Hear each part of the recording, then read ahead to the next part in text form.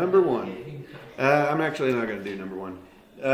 You just have to move everything to the right and four down. You guys remember how to write? Okay, number two though. How did we do dilation 1/2? We're supposed to graph this. 2 times bigger or something?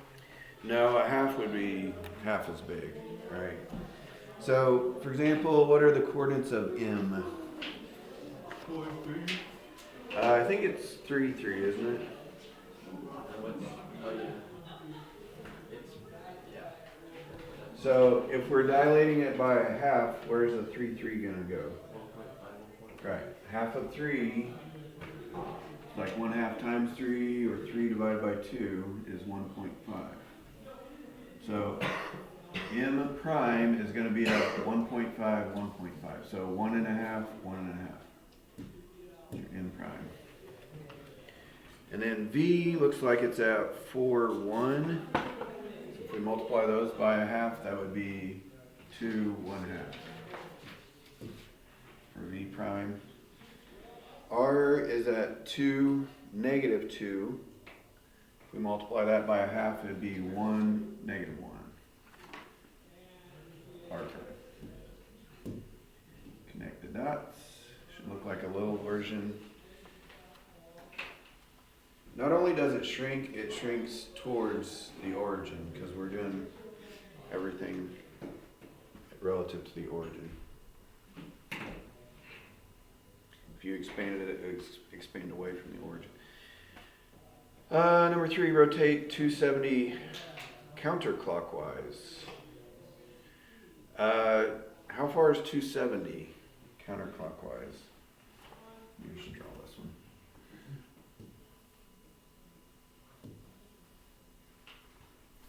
Any skateboarders in here? I don't know if they use 270 for anything. It's a little bit more than 3/4.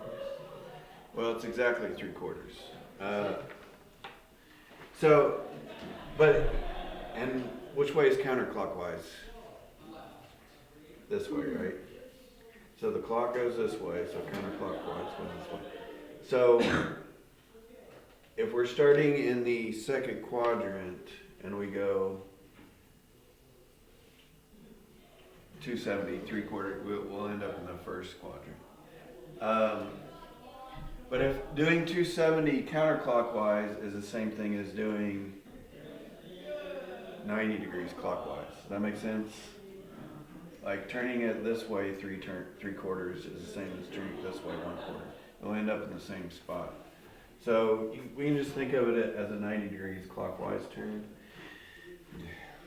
Let's see if you guys remember how I did it. It was X, G, A. Okay, that's our starting image. Oh, it's working, okay.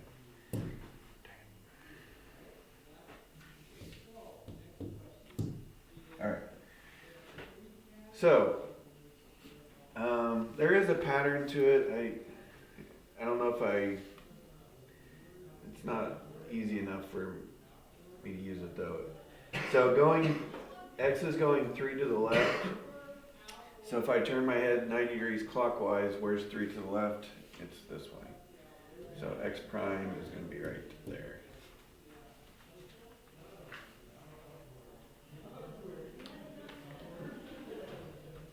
Actually on the picture it looks like X is 2 to the left, doesn't it? Yeah. I drew those too far out there.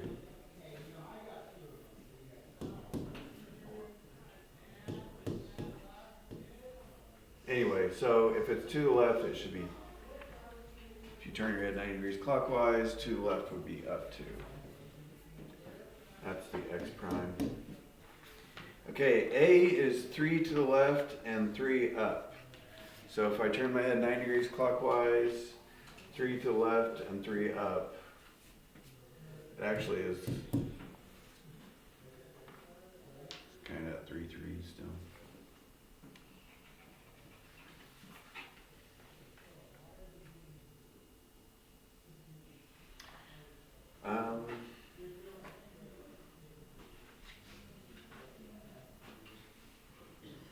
Let's see, and then X Oh, I did that one. G is 1 to the right, so if I turn my head 90 degrees clockwise, 1 to the right is 1 down.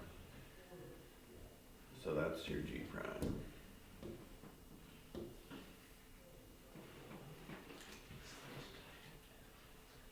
Hopefully you can visualize it looks like a 90-degree turn to the right, 1/4 turn to the right, about the origin, around the origin.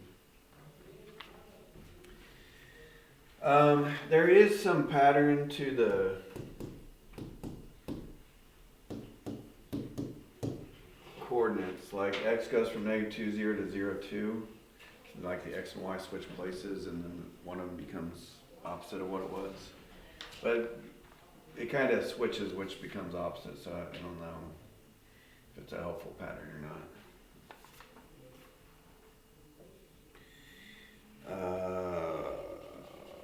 Let's see, what else? 4 is pretty much the same thing. It's 270 counterclockwise, so you could just do 90 clockwise. Be an easier way to think of that. Okay, number 6. This one we probably need to practice.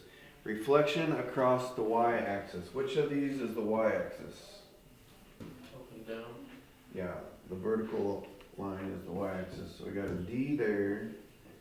A is at 4, 3. L is at 2, -3. And X is at 5, -1. Okay, so you guys remember how this works? If we're reflecting across the y-axis, how far is D from the y-axis? 1. So D prime should be 1 away from the y-axis. A is 1, 2, 3, 4 away, so A prime should be 4 away on the other side. L is 2 away. X is 5 away.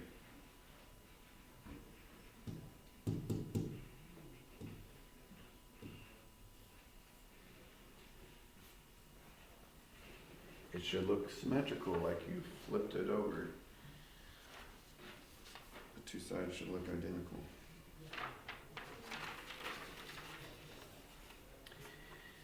Okay, is that pretty much it?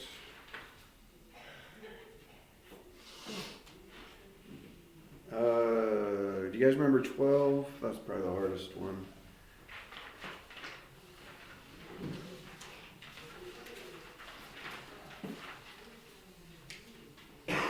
There was a trick for number 12. Does anybody remember it? You reflect across the line y equals x. Basically, when you guys remember what the line y equals x looks like?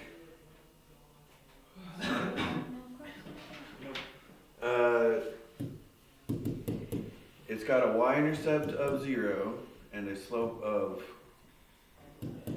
1 over 1. So it's up 1 over 1, up 1 over 1. It's a diagonal. So anyway, when you reflect it over that line, basically all the x and y values just switch places. So for G has coordinates of -5, -2. G prime is going to be -2, -5.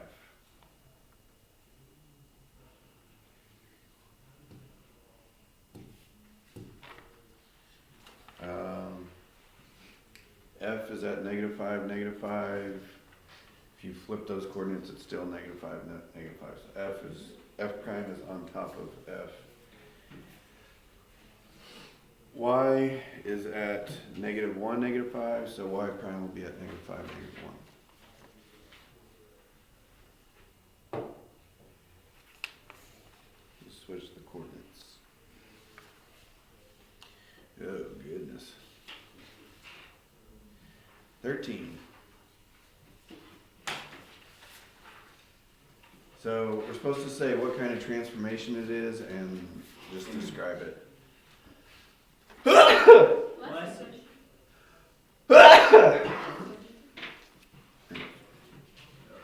Okay, so on 13, this might be challenging for us. So B, I'm looking at B and B prime. You can look at any of them, but, so what's happening from B to B prime? It's going from -5, 2 to -5, -2. So it's going from like there to there. So what's probably happening to this point? The second one is flipping. Yeah, it's reflecting, right, over what? Exactly. The x-axis. So number 15 or 13 is reflection over the x-axis.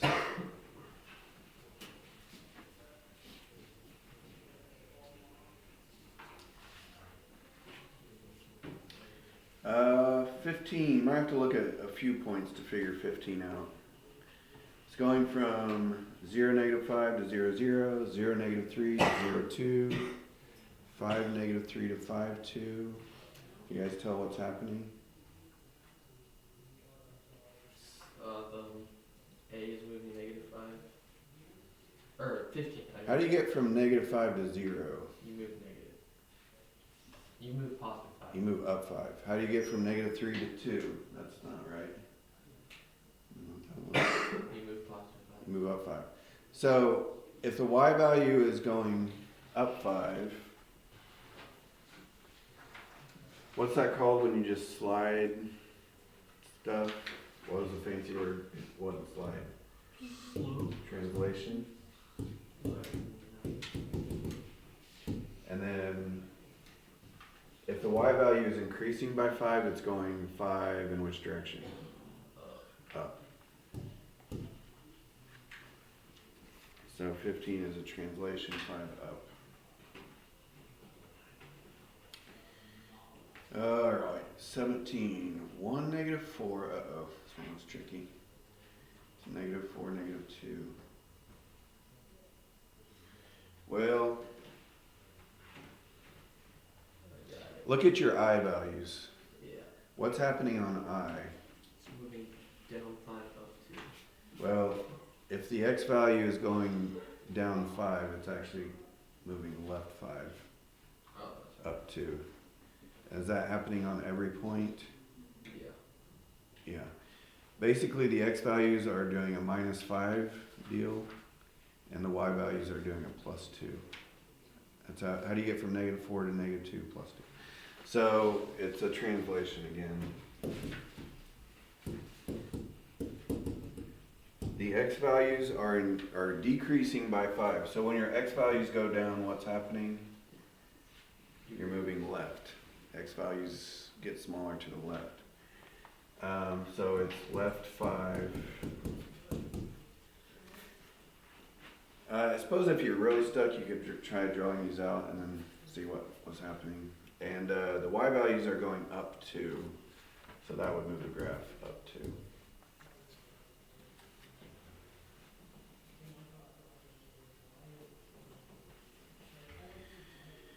$19. B, this should look very familiar. -1, -1, -1.5, -1.5.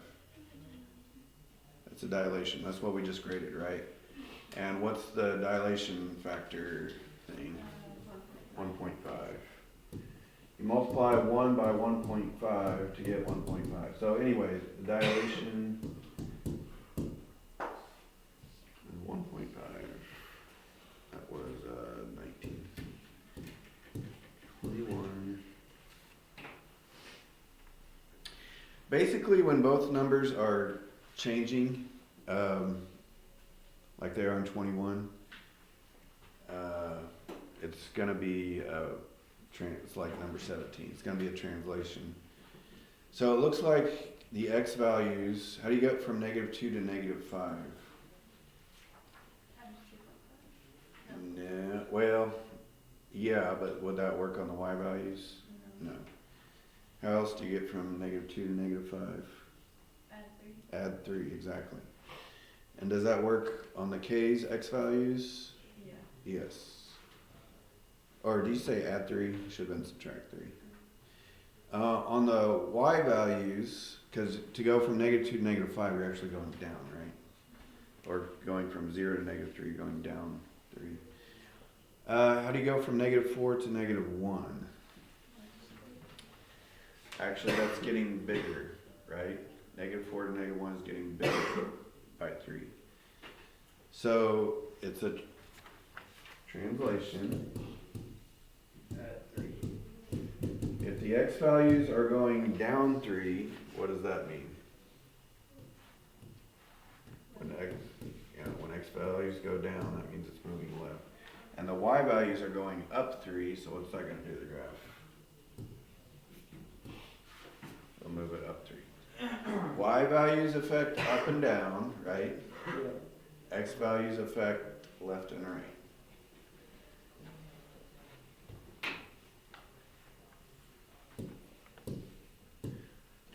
Three. Is 23 the same thing? It looks like. Okay, never mind. They're not matching them. Like t is on the left and t prime is all the way on the right.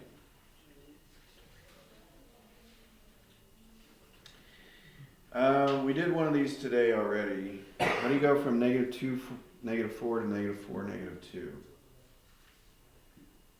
What? I'm looking at t and t prime. -2, -4, -4, -2.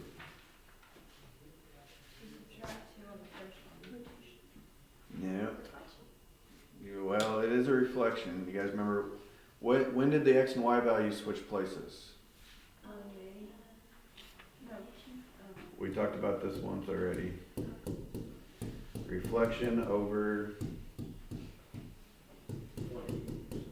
y equals x.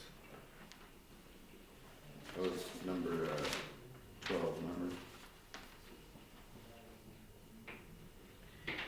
25. Okay. Might be easier to look at the eyes to figure out, I don't know. How can you get from -4 to -1?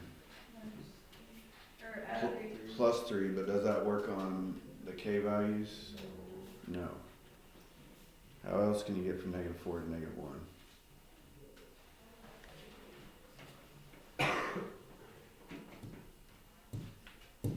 Times what?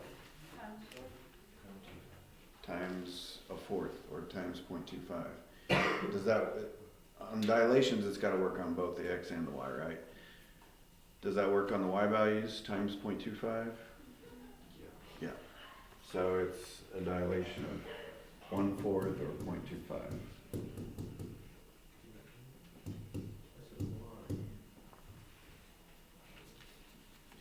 27.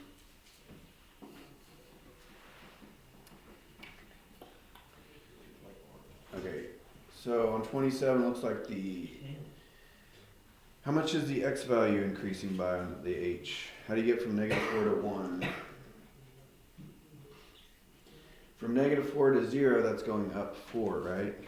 And from 0 to 1, that's going up another 1. So it's going up 5. How do you get from 2 to 3 on the h? Up 1. Positive 2 to positive 3. So does that work on the L2? Is it going up 5, up 1? Yes.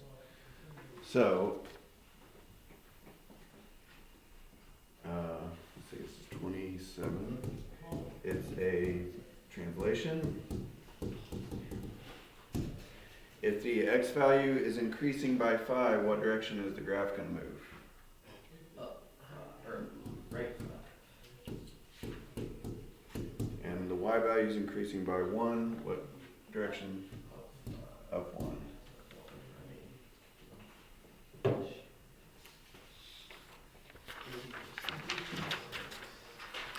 That third page is kind of a doozy, isn't it? Page 4, probably a little bit easier. Okay, using line symmetry, determine if the shape has line symmetry. If so, draw the lines and write the number of lines of symmetry the shape has. I'll do a couple of these with you. So, on 1A, does it have line symmetry? Yes. Yeah. So you're supposed, if it does, you're supposed to draw it. So it's, how many lines of symmetry does it have? There you go. It goes from the vertex to the middle of the opposite side. Those are lines of symmetry. You can tell if it's a line of symmetry if you fold it over that line and it looks identical on both sides. Anyway, so the answer is the picture, and then yes, and then 3.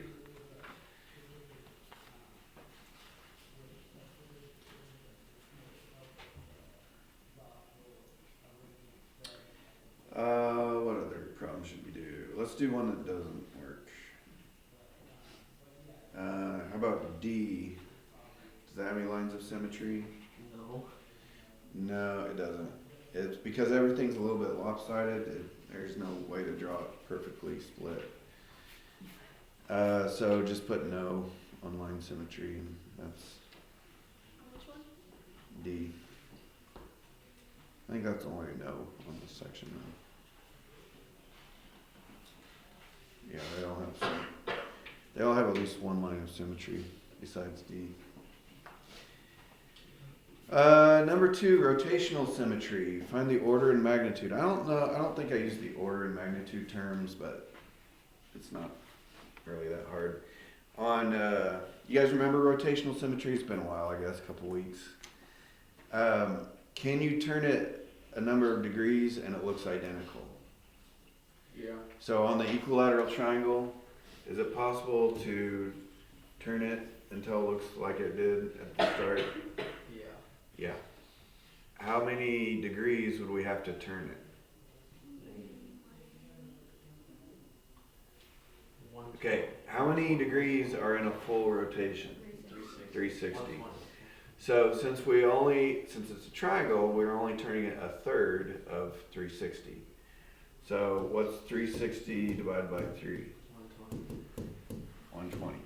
Okay, 120 degrees goes in the magnitude blank. What do you think goes in the order blank? We haven't talked about this yet. If it turns 180, it's the same. It's how many times can you turn it and it looks identical between like 0 and 360. So basically the order times the magnitude should always multiply to 360.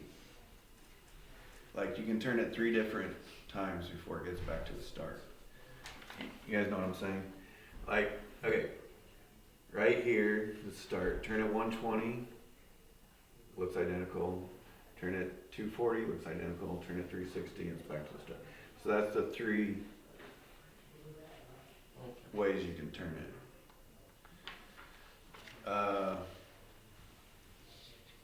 Let's do another one just to practice, I guess. Wait, so what do we put for order? 3? Yeah. Yes. That's how many times you can make it look identical in rotation. So on, let's look at F. Well, no, let's do B first. How many degrees would we have to turn the rectangle before it looked identical? 180. Right, you'd have to turn it all the way upside down, 180 degrees. So the order is 180, or sorry, the magnitude is 180 degrees. What would the order be? 2. Yeah, you turn it upside down, that's 1, and then you turn it upside down again, and it's back to the start, that's 2. So the order is 2.